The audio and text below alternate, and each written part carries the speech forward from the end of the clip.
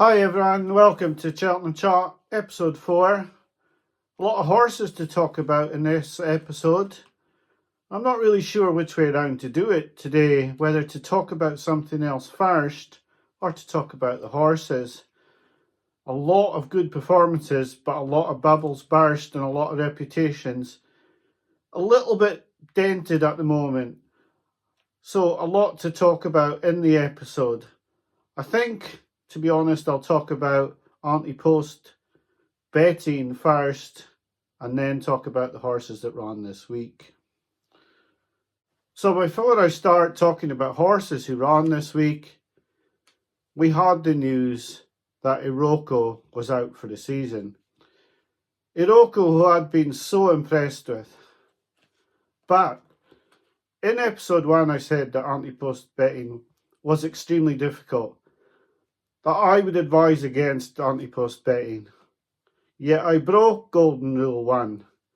I received a severe kick in the teeth for my troubles. And I ask you now, what price would Iroko have been? Was it worth it? Just before Christmas, I've had a right kick in the teeth. There's no way out of it, but I've only myself to blame. Now, I didn't put a bet up for the videos, which is the only thing I can be thankful of. And I said to you all along on these videos that I bet a lot more than I put up as my bets on the videos. So, it is a cautionary tale. And I want people to be aware that you have to be thinking about what you do in betting.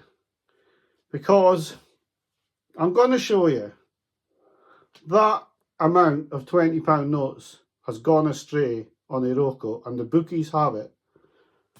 Was it worth it? To me, I'll never know how good Iroko could have been this season.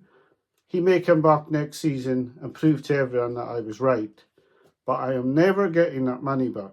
So, be careful. It's your money. You don't have to give it to the bookmakers. They have to take bets, but we don't have to strike them. It's a cautionary tale. It's my own fault. And I accept the defeat. But I thought I had good odds on the horse. But there's still that lingering doubt when you bet Ante post. The horse, anything could happen in that 4 months. And it has happened to the one horse I backed. Right, I'll get on to the horses that ran last week and my assessment of them. So after all that, there was lots of good performances on the track. Now, a lot of them, you have to just wonder what the horses have beaten. Classical Dream was foot perfect. His jumping was a joy, actually, which is a bit of a strange one because I never thought he'd be a horse that would jump as well as this. He was immaculate. It's just what's he beat. You'd need to see him in a better race as well. But this was a great start to his fencing career. Better Days Ahead was similar. You need to see him in a better race, but he was very good at Fairyhouse as well. I was very impressed with Better Days Ahead. A lot of Gordon Elliott's horses are running really well second time out. Maybe they were just needing the run. Now, Mr. Policeman, the talking horse for the article. No, not for me at all, this horse. I can't be having this. People are talking about this horse being good enough to race against Facile Vega, Marine Nationale and In the Pocket. I'm not having that now. This was very laboured. I know Sama Woolies are actually needing their first run as well, but this was not even close to Arkle class, this. I didn't think his jumping was especially great, and no, I wasn't impressed at all. Like I couldn't back this at 8-10 to 1. Jeroboam Machine was very good in the bumper because I'd sort of heard that the second horse could be very useful in that bumper, so that was a good performance to win very easily. His horse maybe to watch for the future Emmett Mullen's charge in that race. So looking at Saturday now, and a lot of people were talking about Crambo for the Stayers Hurdle if he'd won this off top weight. And he's flown through into third. Now, it's easy to get carried away with these horses that just look unlucky and fly into third or fourth. Thought he got a little top for toe. He didn't get the best ride, I don't think. He got into a bit of trouble, but it is a weak division, the Stayers, but I'm not so sure that the money might just be a bit ill-judged on him. I mean, he's still a breast price 25-1, so it's not like he's into 10s or 8s, but no, I'm not sure about him winning a Stayers hurdle. Bravemansgame, he does not seem to like a battle at all, and Royal Pagaille didn't let him get an easy time of it where he could just cruise on the bridle till the second last or the last. He made it a battle from a long way out, and Bravemansgame did not want to fight in the last 300, 400 yards. He didn't want to fight. This is the second time he's been beaten this season. He's had a very unusual preparation. He could well have left the King George here as well, because he wasn't exactly eased down until well after the last. I don't understand why he's gone to the Betfair Chase, and he's been beaten. He'd be very disappointed with his performance, and it is starting to look like maybe the front two in the Gold Cup last season have bottomed each other out, because they've both not won since. And we'll get on to Galopin de Champ in a minute. It's hard to know what to say about Shishkin's antics at the start at Ascot. Left Pictori with an easy win. I'm sure Nicky Henderson will work hard on this horse. He's still a very good horse at the end of the day, but he's starting to become quite unreliable. And you wonder about that race against Energumene at Ascot. Has that been a race that's taken too much out of Shishkin and he doesn't really want to do it anymore unless it's going to be easy for him? Gaelic Warrior, everyone saw him being extremely impressive. This is the way he wants to go, though. He's not so good going left-handed. You'd have to see him in a left-handed chase, but he made mincemeat of this field, and it wasn't a bad field. This wasn't one of these races where he was racing against nothing. He had some decent horses in behind, and he beat them hollow. He was really good. It's just I'd like to see him do it left-handed. Favori de Champ 2 turned the form round. I thought he jumped really well. I think he's maybe one of these Elliott horses that's just, turned his form round with his second run.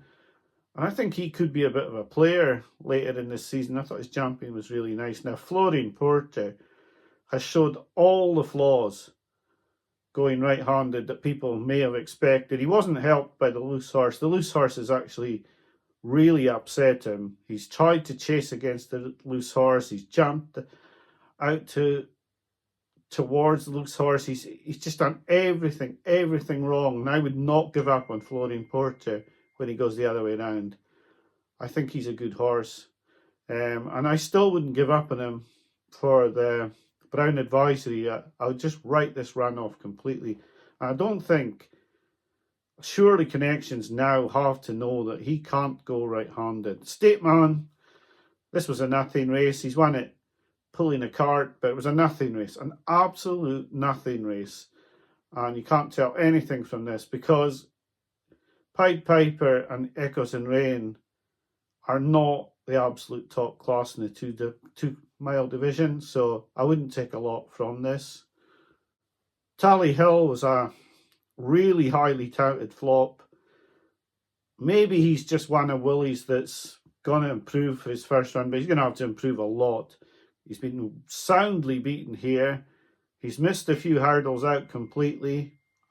He's not really one that I'd be going to war with myself, because Shannon Royale, although he's upped his game, I'm just not sure about Tally Hill after this run. Imagine was not impressive either. A lot of people had him as a lively outsider for the Arkle. We need to be doing a lot better than this win to be sort of getting into that sort of league. I was disappointed with Imagine. And of course, the big guns came out in the John Durkin. Galopin de Champs was beaten again by Fast or Slow. The efforts of the Gold Cup Now this is like Bravemansgame's been beaten twice this season and was beaten by Faster Slow at Punchestown. And now Galopin Deschamps, after being beaten by Faster Slow at Punchestown, has been beaten by the same rival again. Perhaps the gold cap has taken its toll on both of these. It's going to be hard to tell. You have to give Galopin Deschamps another chance when he goes up in distance. His jumping wasn't as good as normal. He missed a couple out in this race. He's only out to about 7-2, 3-1. But if he went a little, I thought the bookies might have gone to 5s, and I may have taken a chance at the 5s that he come back to form. But I'm not taking 7-2. The highlight for me on the Sunday was a horse who I liked last year for the Mayor's Novice Hurdle, and she ran into third, and I was really impressed with Halka du Tabret at Cork on chasing debut. Now, let's not get carried away with the opposition here either, because they were not top class at all. But she's made mincemeat out of them. She's won 20 lengths. She's jumped very well. And I think in a weak mare's chase, she may be a player even as a novice. This was a pretty taking performance. It's hard to judge what she's beat. It's a bit like Classical Dream, where she's jumped great, Classical Dream's jumped great, but you don't know quite what they've beaten. But I was very taken with this performance, and I have to say, she's not the worst bet in the world for the mare's chase. She could be very good. And this was first time out she's done this. A lot earlier, it's like I said, have needed a run, so I was quite impressed with this victory.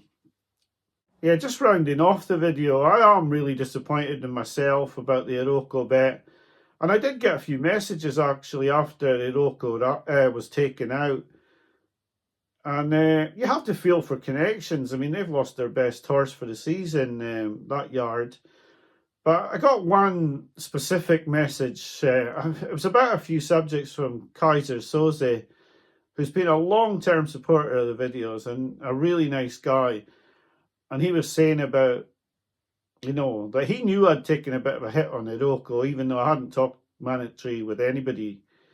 And yeah, just a really nice positive message from him. And he went on to talk about this newfangled ideas that a lot of the anti-post videos have now. And it seems now that upping the ante, after picking one winner out of 40 last year and decreasing their number of selections, are allowing substitutions. Now, I'm not sure if I get a substitution for Iroko for my that wads of cash that I've just lost on him, because if the boys at Up in the Ante can get back to me on that, can I substitute him in, or are the bookies keeping my money? A bookie sponsored videos, and now they're coming out with substitutions, etc. You can take that one out because it's not a very good selection. Yeah, very, very strange indeed. And that's the sort of discussions I have with guys on Twitter. So there is a chance that I might put a few short videos out, just sort of advertising the channel. Not because I want subscribers and not because I want to up my numbers, because I'm getting money out of these videos, because I'm not getting any money. So hopefully you aren't seeing any adverts on these videos. But just basically because I want punters to come in that want to actually win money. And that's why I've done what I've done earlier in the video and showed you how much I lost on Iroko. Because these videos are supposed to be transparent. And I always said, when I said my betting bank was £400 for a Cheltenham, that was nowhere near the stakes I was putting on. But it was just to give a guide and not to put huge stakes on the videos and to talk big money, because I don't want people to know really how much money I'm putting on each horse. But it was just to give a guide and to try and show that my videos could make a profit. And when they did that, I felt like I'd achieved. And I've never had to come on these reviews and say, oh, well, I just didn't do that well this season, and brush it over and then have a 30-second video where I brush over losing money. I'm never going to be like that. I hope people didn't go in behind Iroko on my advice. There was no bet put up, but I have a horrible feeling that a few people probably got sucked in by my confidence in Iroko. So I want people to know that I lost quite heavily on the horse myself. So anyway, we'll be back to you next week. Highlight of my week, probably Halka du Tabaret. And I wish that was easier to say, because I really like this horse. I'm going to have to learn how to say it over the rest of the season. So thanks for watching the video today. I'll be back with episode 5 next week. I'm sorry the videos aren't going out at the same time each week, but a lot of things going on and I can't quite get the videos up at the same time each week. But I'll try to do my best to get them out as quickly as I can after racing. So thanks for watching. Have a great week. Bye for now.